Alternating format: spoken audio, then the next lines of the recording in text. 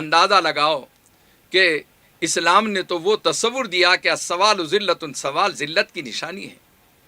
سوال کرنا، مانگنا جو ہے یہ بھکاریوں اور فقیروں کی نشانی علامت ہے.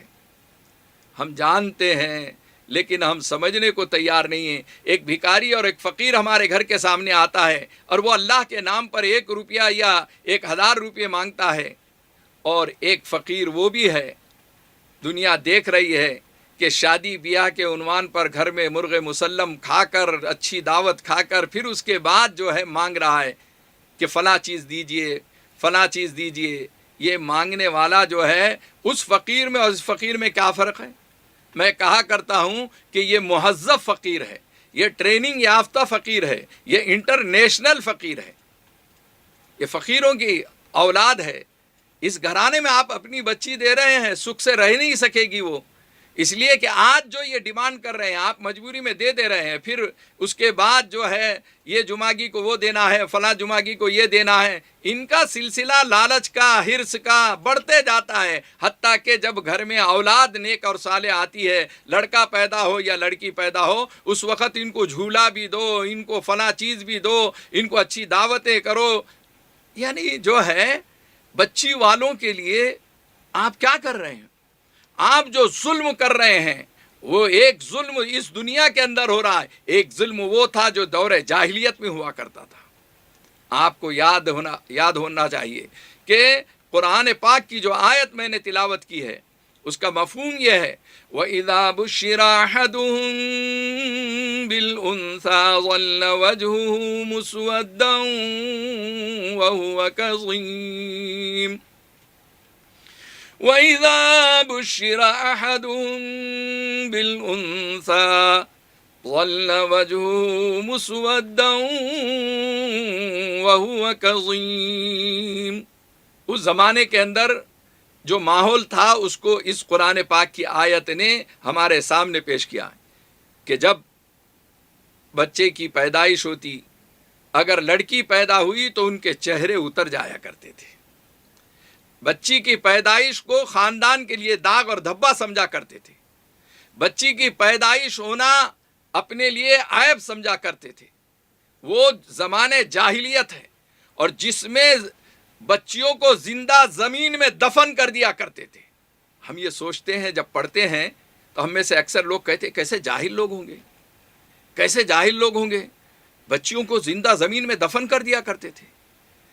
قربان جائیے محمد رسول اللہ صلی اللہ علیہ وسلم پر کہ آپ صلی اللہ علیہ وسلم نے دنیا انسانیت کے سامنے ایک پیغام دیا کہ بیٹی کا پیدا ہونا خاندان کے لیے داغ اور دھبا نہیں ہے، بلکہ بیٹی کا پیدا ہونا خاندان کے لیے رحمت کا ذریعہ ہے، خیر و برکت کا ذریعہ ہے، جنت میں لے جانے کا ذریعہ ہے. میرے آقا صلی اللہ علیہ وسلم نے یہ ترغیب دی ہے اور یہ میسج دیا ہے، دنیا والوں سمجھو کہ بیٹی اگر پیدا ہو رہی ہے تو وہ خاندان کے لیے داغ اور دھبا نہیں ہے، بلکہ بیٹی جو ہے رحمت ہے، بیٹی خیر و برکت کا ذریعہ ہے، بیٹی تمہیں جنت میں لے جانے کا ذریعہ ہے. میرے آقا صلی اللہ علیہ وسلم نے فرمایا. وہ زمانے کے لوگ جو جاہل تھے اس کے واقعات ہم جب سنتے ہیں اور یہی کہتے رہتے ہیں کہ کیسے جاہل لوگ ہوں گے. میں کہا کرتا ہوں کہ وہ تو جاہل تھے، لیکن تم تو ابو جہل ہو، ان کے باپ ہو، جاہلوں کے باپ ہو. آپ بھی تو بچی کی پیدائش ہوتی چہرہ اتار لیتے ہیں.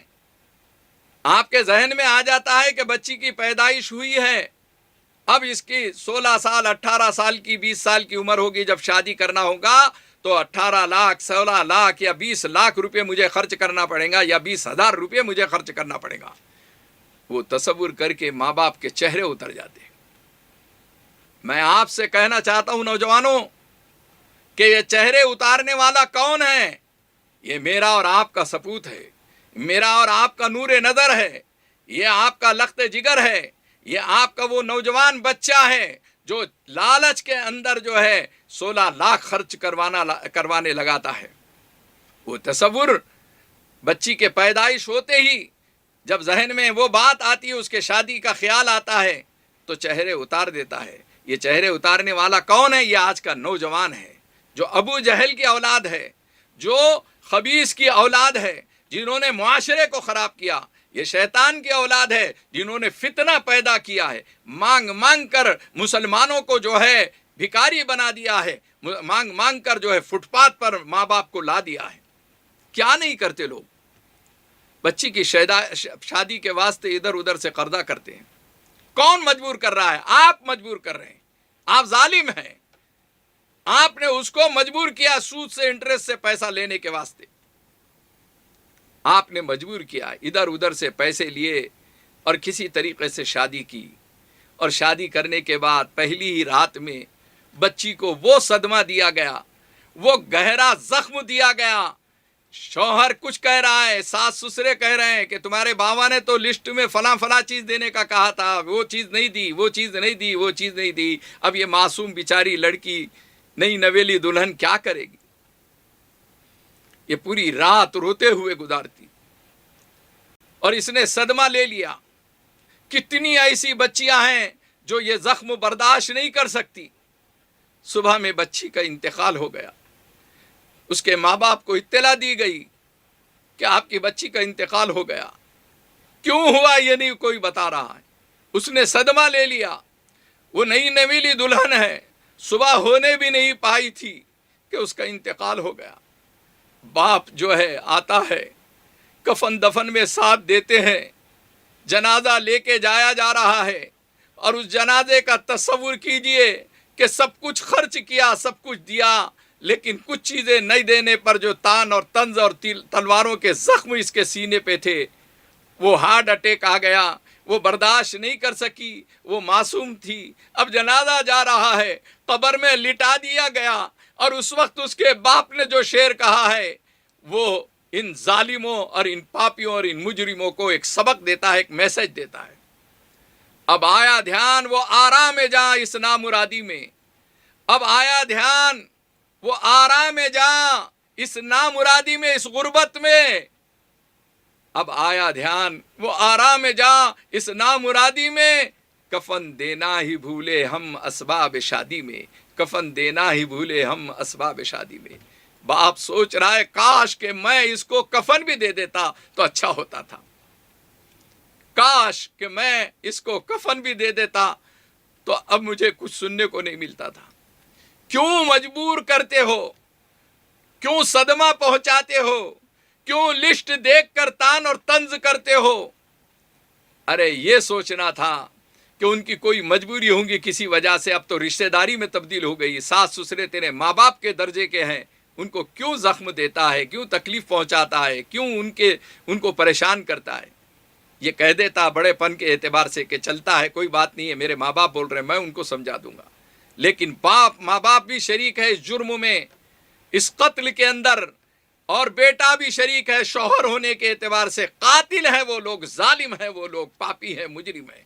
کتنی بچیوں کا جنازہ نکل رہا ہے، کتنی بچیاں اس دنیا سے اس طریقے سے چلی جا رہی ہے، یا یہ کہ ان کو جو ہے برداشت نہیں ہوا تو ان کو خلا لینے پہ مجبور کر رہے ہو، یا یہ کہ وہ بچیوں کو جو ہے طلاق دیا جا رہا ہے۔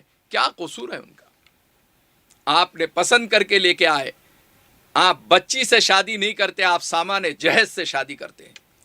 آپ بچی کی سیرت اور صورت پر نہیں جاتے ہیں، آپ سامان جہیز کی فہرست پر جاتے ہیں۔ ہے ہند میں انوکھا مرکز تحفظ دین، یہ دین کا ترجمہ ہے مرکز تحفظ دین۔